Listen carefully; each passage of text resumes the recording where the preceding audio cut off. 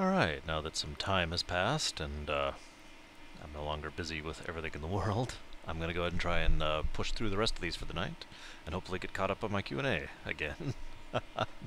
Let's go ahead and just jump right into the first question here.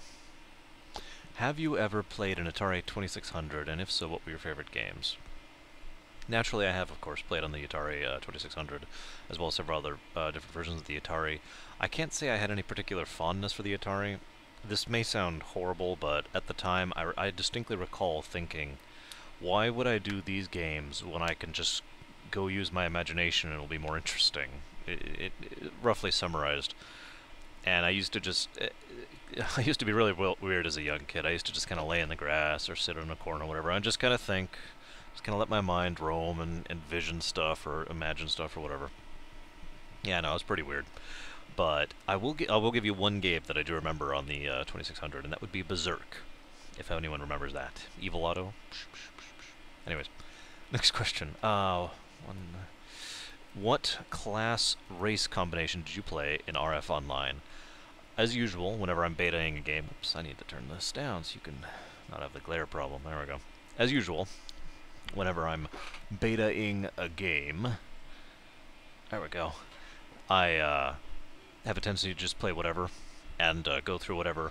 If you're asking me what specific ones I remember, I have no idea. I don't remember any of them specifically. None of them really leapt out at me that much. So I unfortunately have nothing. I mean, I played the one race, which I can't even remember the name of right now. And I remember mentioning that in the previous Q&A, but that's all I got there. That probably sounds like a really lame answer, probably because it is. Next question: were you among the first to dominate the chip wars? No, I didn't even actually really play with the chip wars. I did it a bit to test, obviously, because that's the point of a beta tester. But past actual testing, past trying to figure out how it worked and the functionality of it, I didn't actually do much with it, so I never actually dominated. Now, this next question, I don't understand. The question is phrased, what are your thoughts on World of Warcraft, the class race?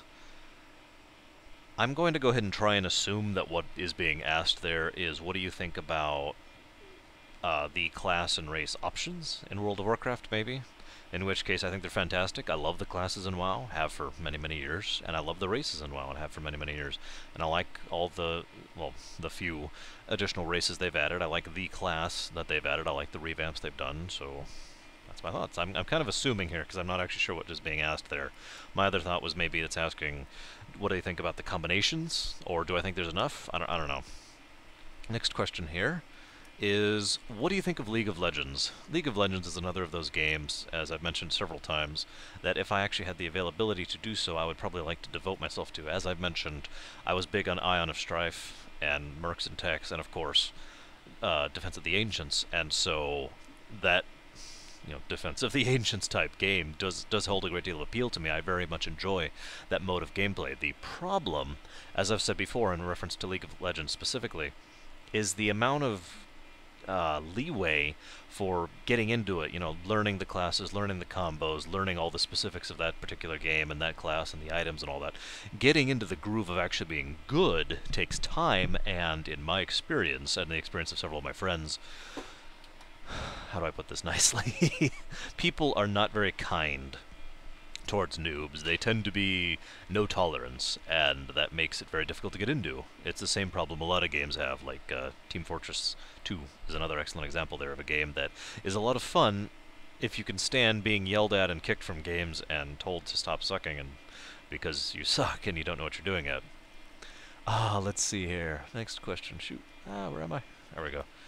What are you hoping or expecting to see in the next installment of the Fallout franchise? Excuse me. As far as hoping to see, what I would love to see is what I've already talked about, you know, the combination of either the Fallout 3 survivalist thing or the post-apocalyptica of New Vegas. Either one will work.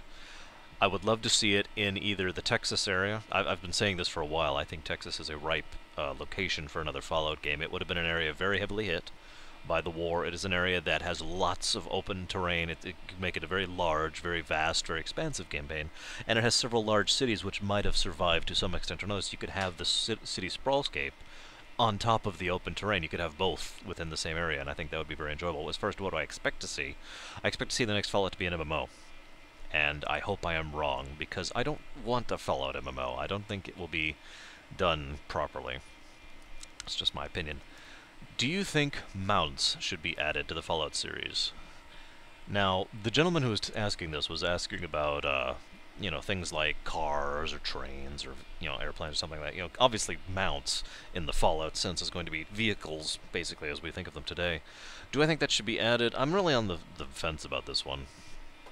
I'm going to say yes, because I like having the option to teleport straight to the spot if I don't feel like it, or being able to travel there relatively quickly if I do feel like enjoying the journey. It's a nice middle ground in between, you know, not taking too, you know, not being immediate so I don't have any exploration at all, but not being too slow so I just get bored. So yes, I do think overall I would add mounts of some kind into that. Now, next question here is, are you going to take a drink in order to refresh your throat? And the answer is yes. Goodness. Excuse me. Oh, okay. Not sure what's up with my voice tonight. I apologize to everyone who's listening to me. Out of all the Elder Scrolls deities, which one do you consider to be the most interesting?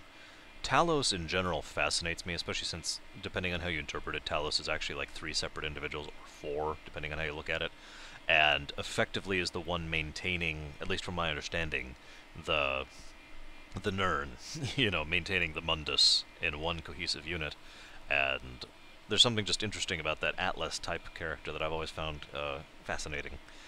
Past that, I would have to say Sheogorath is interesting, if not someone I would ever want to interact with, ever. Ashura has always fascinated me because even though she is technically one of the more good individuals, she is extremely manipulative, and definitely out for her own ends. It's just her own ends happen to be more good than several of the others. And the final one I want to give a point to, excuse me, is the woman whose name I just forgot. Oh my goodness. Shoot. I really did just forget her name. I'm gonna have to look this up really quick. Cost. Pardon me. Quickly. No. I've seen Malakath. Namira, is that her? I think Namira is her.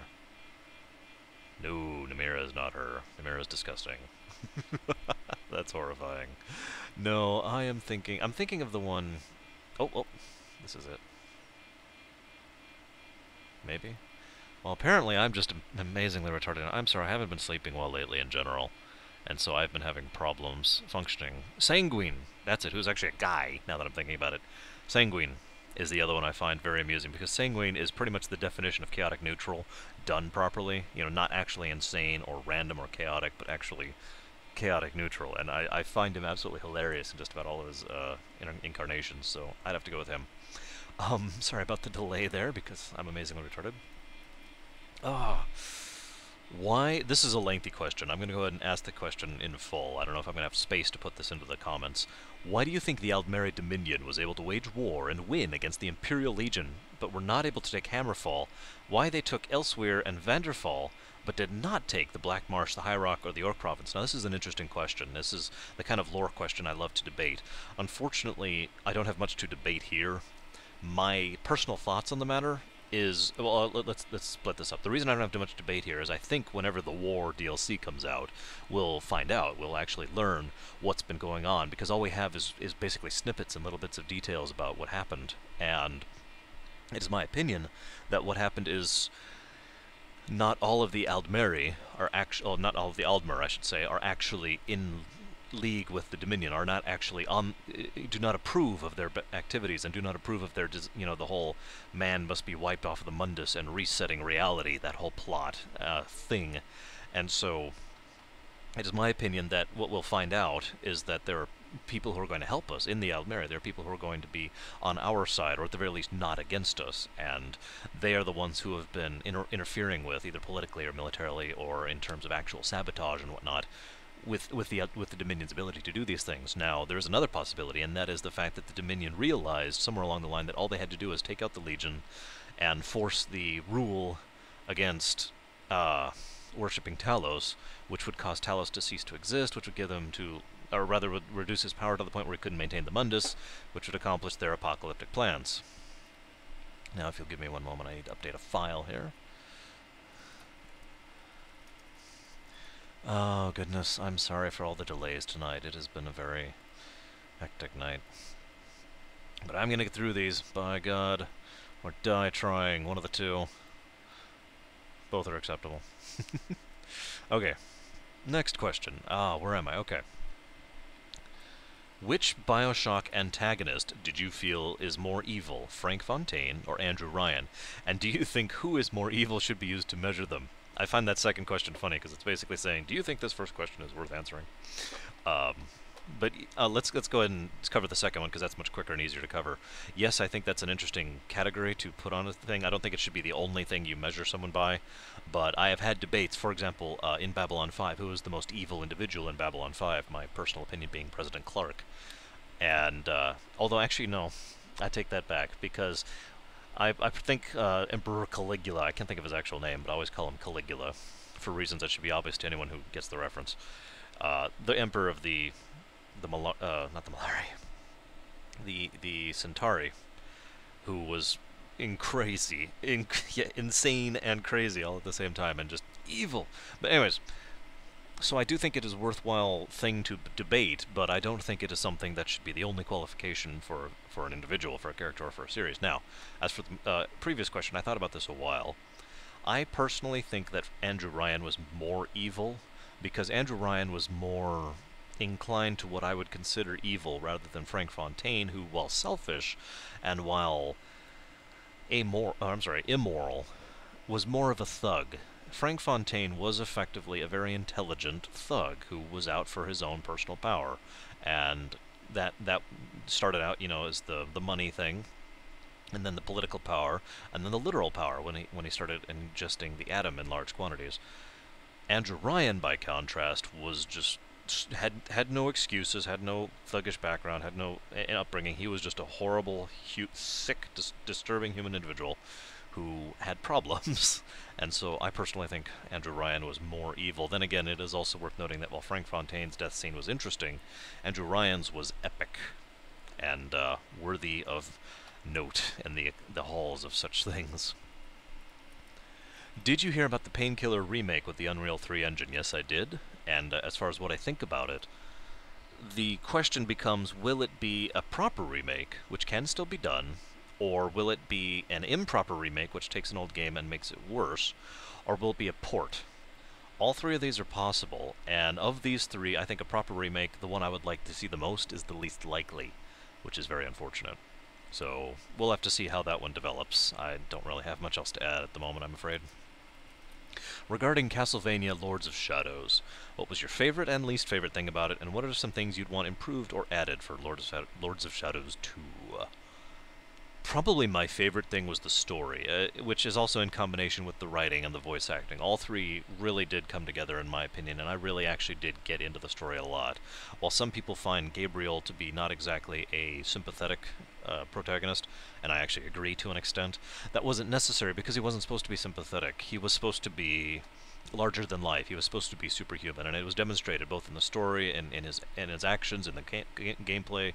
Everything about him showed someone that we are not actually supposed to personally relate to, just someone we are supposed to ride along with, if you follow me.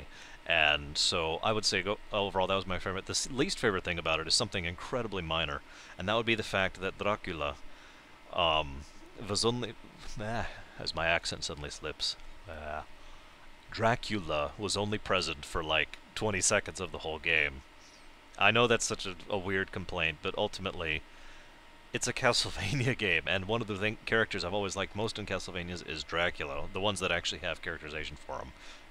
Lament of Innocence comes immediately to mind. And finally, things I would want added improvement. I would love to see more of the giant, epic Shadows of the Colossi boss fights. I would love to see more of the Zelda puzzles. I would love to see more options as far as the weapons. And more cool factor is always fine, as long as you don't go overboard with it and don't make it the only focus of the game. Make sure, just flavoring, it's fine for flavor, just don't make it the whole meal. Next question. What are my opinions on Metroid and Samus in particular? I've always been a fan of Metroid, ever since Metroid 1. And I guess that isn't saying much, because most people have been fans of the Metroid series since the beginning who are fans, but I think Metroid series is one of the greatest series around.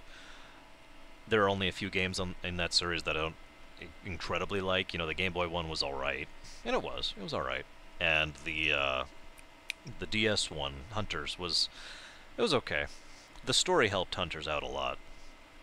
But the Prime series and Super Metroid are games that I consider to be some of my favorite games of all time, and they were amazing. Oh, and also the Metroid remake, whose name Zero Mission. That was it, Zero Mission. I think. Yes, Zero Mission was the remake of Metroid 1, which was also extremely well done, and a proper remake, I might add. All of these games are amazing games, and fantastic games, and I think they need more love. I think that Metroid Other M... I guess I was forgetting Metroid Other M, because I keep not thinking of that as a Metroid game. I will leave my comments from Metroid Other M aside. I don't have... I have more negative there to say than good, and I don't like to get into that. However, I will say that I do like Samus Aran in every single portrayal she's ever been in ever, with the exception of Other M. I think if we just took Other M and put it over here onto the side, and so we have all the rest of Metroid right here, we have a very solid, very strong character. And as I said, Samus is one of the individuals I use as my prime example of a character who is female, but isn't the female hero. She's just the hero. The fact that she is female is almost utterly and completely irrelevant to her character and to her development, and I like that. And I think that's how it should be. So, the only time I've ever seen anything where her being female was relevant was one thing I thought was done properly, and that's with the branch between Metroid, the Game Boy, and Super Metroid, with the the mother tendencies. I guess that is mothership. Maternity, what's a good word? Yeah, maternal. The maternal tendencies that she was showing towards the hatchling, and it's indeed acting as her child in return. I thought that was a nice touch, and it was relevant to the fact that she was female, but other than that, didn't matter at all. I like that. Another one of these squished questions. What are my thoughts on potential for KOTOR 3? At this point, I don't have much hope for that, and that's the truth. I was hopeful even when Tor came out, until I got to the spoiler with the spoiler, and now, unfortunately, all of the plot threads that they could have picked up in KOTOR 3 have been answered. They could still go back and make a game in that period, but I don't think it would be nearly as interesting now that we know how it's going to end. They've filled in too many gaps there, especially with the comics and the books. So, highly unlikely. Now, a KOTOR 3 after Tor? Maybe. I'm not sure where they'd go with it, though. So we'll have to see on that one. Next question here. What did I like better about BlazBlue Seasec? Or however the heck you pronounce that. I really don't know how to. It's a fighting game. The story or the game? I'm actually kind of embarrassed to admit this. When I first got this question and was typing up this thing a few hours ago, I had to go and look up the story for that game because I couldn't remember it. So I'm afraid my answer is going to have to be the game. The gameplay was much more interesting. I did actually play that game. It's just, the gameplay was interesting, the combat, if you could call it that, the fighting was interesting, and the 700 billion combos thing I liked, as I usually do. But I literally could not remember I had to look up the story, so I'm going to have to go with the gameplay. Next question.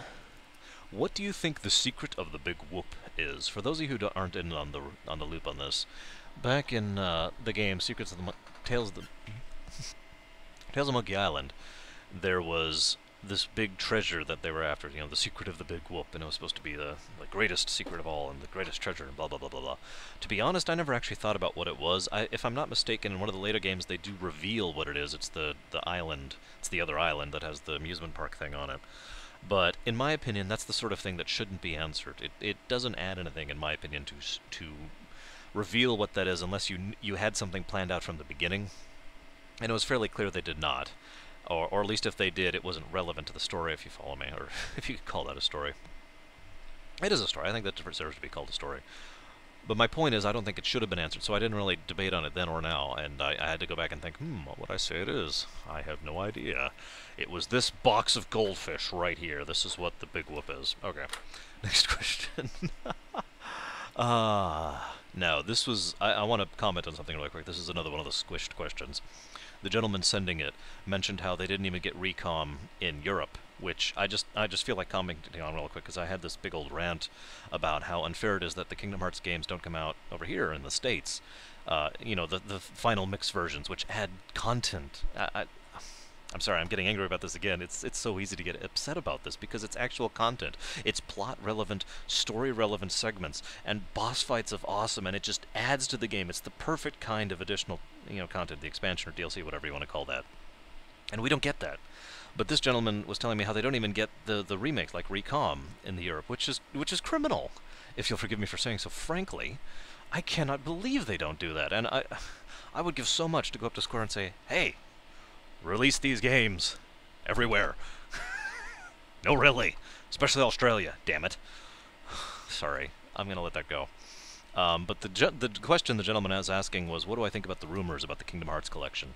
There have been a lot of rumors, for those of you who aren't aware, floating about the Kingdom Hearts series, because this is the 10th year anniversary this year. I don't know which month, but it's 2012 sometime. And there's been a lot of talk about doing a high-def remake and something about a technical test that Nomura himself was talking about. I think it is very likely that they will do something like that. The question becomes, will they do it properly, or will it just be a port? I think that's the thing that really needs to be debated there, so we'll see. 3D comes out in like 6 weeks at this point, I think. So if they were going to release news, it would probably be around then. Then again, they still have the Japanese Gaming Expo, whose name I can't think of off the top of my head, for which I apologize. It's one I usually follow every year, though. So I'm pretty sure that's still coming up, because my sense of time is terrible right now. No, yeah, it has to be coming up, because I haven't heard anything about it yet. But we'll see. I am hopeful. Who knows? Now, speaking of Kingdom Hearts, next question. Do I think it is possible for Roxas to have a happy ending? For anybody who doesn't know about Kingdom Hearts or anything, just feel free to skip to the next question, because this is, you know, yeah. This isn't. I'm not going to go into spoiler stuff per se, but I just want to say, I have always felt that it is within the ability of that series to end happily. One of the reasons I feel that is, artistically speaking and from a writing perspective, the Kingdom Hearts series is a tragedy. Always has been. At the best of moments, it's bittersweet, but for the most part, the game series is a tragedy. It is a tragic story, and has been, you know, from the beginning, and it's only been getting worse. Birth by Sleep is probably the most grievous offender there, but 358 was heartrending, and so was 2, and, you know, so forth and so on. And so was Recom, for that matter. So I have to say, one of the reasons I think it could end is because one of the reasons you'll do that as a creator, as a writer, is to set up for this thing to happen right here at the end, to have this just plummet of doom and dread and tragedy and grief and guilt, and then have them somehow pull off, and it has to make sense. This is very important.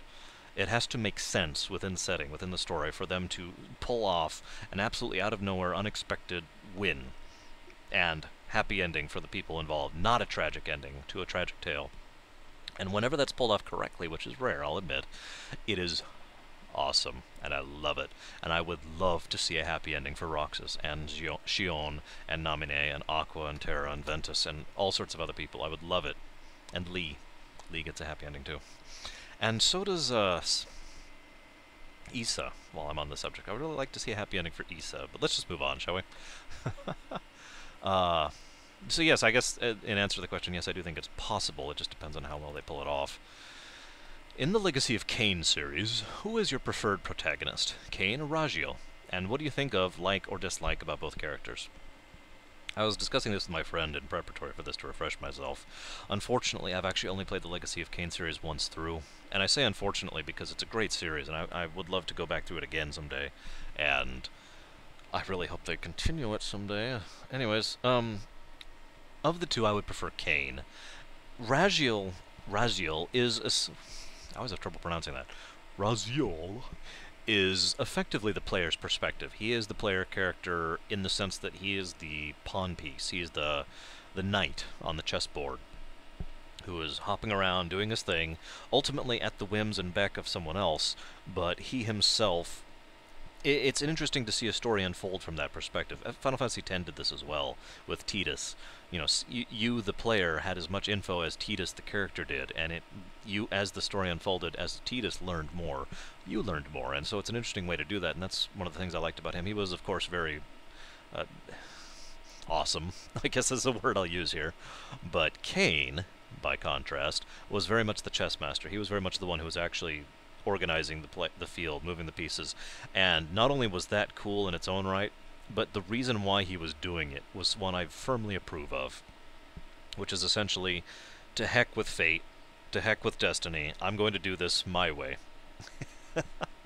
And I wholeheartedly approve of that sort of thing, and I thought it was awesome. And I'm not going to go into any further detail, but that's my summary there. Have I played Freedom Fighters, and does it deserve a sequel? No, I have not. Yes, I do believe it does. I think a game that has bothered to have that type of gameplay style and that type of, well, I guess I've already said it, you know, the way the game was built, the way the game was function and flowed, and the mechanics of it was interesting, was engaging, and the story, from what I understand, was actually pretty good. So it would be wonderful to see that game continue. I just have no news on it whatsoever.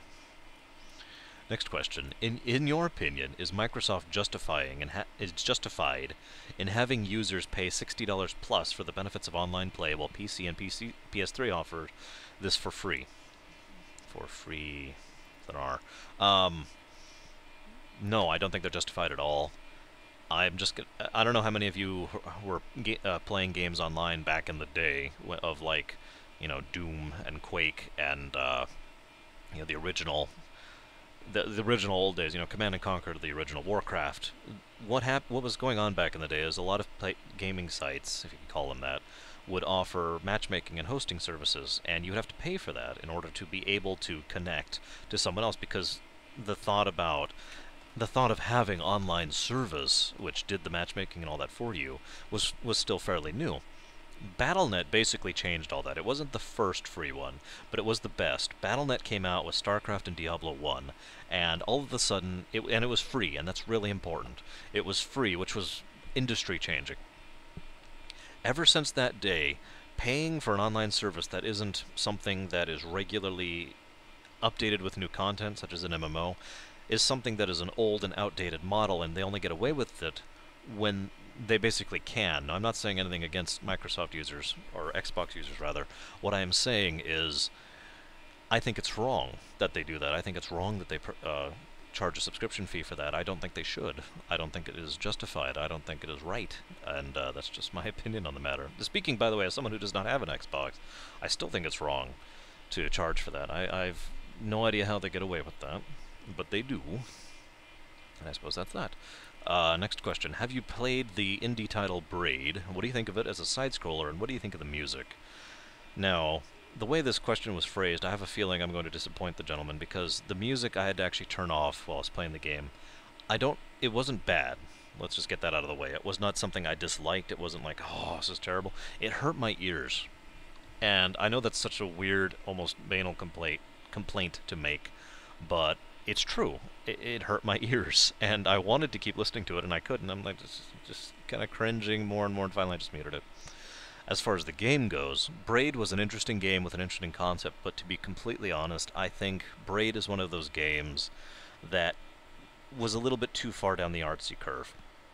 I don't mind things that are trying to be higher-minded. I don't mind things that are trying to be cerebral or whatever. What I mind is when they go too far, and the end result is so interpretable that everybody has a different opinion on it, and the guys in question refuse to answer. They're like, nope, not answering. It's alt. And I hate myself for saying that, because it is itself an elitism, which is what I'm making fun of, is elitism. But in my experience, that kind of elitism, that kind of, oh, it's alt thing, bothers me. And while Braid itself was certainly a functional and enjoyable game, and I don't regret playing it, I don't regret buying it, I sincerely doubt I'll ever play it again, and the ending didn't really make me think so much as it made me go, okay, and, you know, and I hate myself for saying that, because it just didn't, it was there. I was like, yeah, okay, well, if I want to debate something, I want to debate something interesting and engaging and developing. I don't want to debate what the ending of an indie game was, if you know what I mean. I'm sorry for saying that, because it's not the indie game, the part, it's just something about that ending. That's all I've got. I don't want to speak in generics. I don't want to say all indie games are terrible, because that's stupid and wrong. I don't want to say all art is terrible, because that's stupid and wrong. Braid itself bothered me. The end. Okay, moving on. And I'm sure I'm going to have 20 hate comments for that as soon as I get the comments for this one. Did you see or hear about South Park: The Stick of Truth at E3? Yes, I did. How do I put this? I didn't really mention it in my E3 video because I didn't think it was really worthy of mentioning, to be completely honest with you. One thing I would love to see from it, though, if you'll excuse me, is that Matt and Trey have noticeably been losing the enthusiasm for their job lately, and I don't blame them. They've been at it for too long. It would be interesting to see if they manage to reclaim some of that spark in doing another medium, because while it's still South Park, and it still looks very much like South Park, it looks very much like an episode, which is a good thing, it's a completely different medium, it's a completely different animal, it is a completely different creative work, a creative form of work, in order to do a video game instead of a show. So it is possible that they'll find that spark again, and they'll get interested again, and that'd be awesome, and I'd like that. So, we'll see. Let's see here. Next question. How would you rate Shadows of the Empire and The Force Unleashed as Star Wars games? I like how he doesn't mention The Force Unleashed 2, which is good, because I have nothing good to say about Force Unleashed 2. Force Unleashed itself was a very interesting game. It was very enjoyable to play. The canon, the writing was kind of bad. The romance was tacked on and unnecessary. The canon wasn't too bad. Overall, the story was the weakest point of the game, which is a shame for a Star Wars game. But it still was not offensive. It still wasn't, bad. It wasn't, oh, this is terrible, I don't want to watch this. No. It just was the weak part.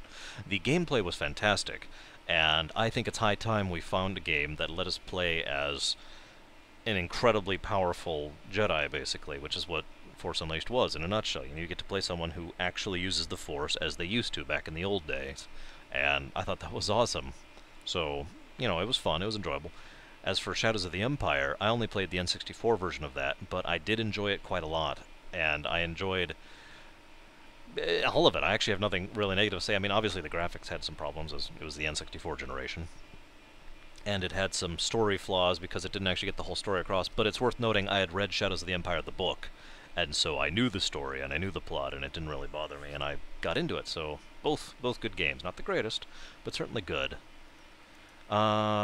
Which Sonic Adventure title do you think was better, 1 or 2? I debated this one for a long time. Because Sonic Adventure 1 had a certain appeal to me, especially since, I look back on that and I think fondly about, the perfect Chaos fight, just to name one example right there. That was awesome and well done and epic, and, the whole storyline I really enjoyed. Sonic Adventure 2, by contrast, did more with the formula. The differing viewpoints and the plots all coming together until we get this one cohesive storyline and ending with the finale there. It was very well done. It was very awesome. If I had to pick, I'd probably go ahead and say Sonic Adventure 2, but that is so close as to be effectively a tie between the two. But that's just off the top of my head. And final question for this session, how do you feel about the treatment of spoiler and Tor? Now, I left this question for last, because if anyone doesn't want to hear this, this is big spoiler alert for Tor, and anybody who hasn't played that far into the Old Republic, I don't want to spoil anything. Give you a second to stop watching. Okay, what the question is about Revan and the Exile in the Old Republic, because both Revan and the Exile are in the Old Republic.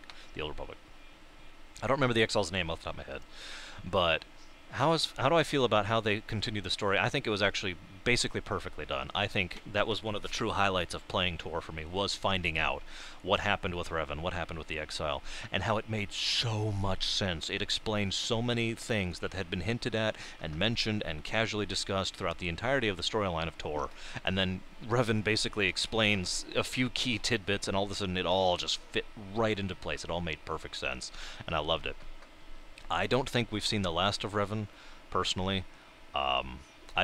I think we probably have seen the last of the Exiled. I don't think there's much going way to get around that.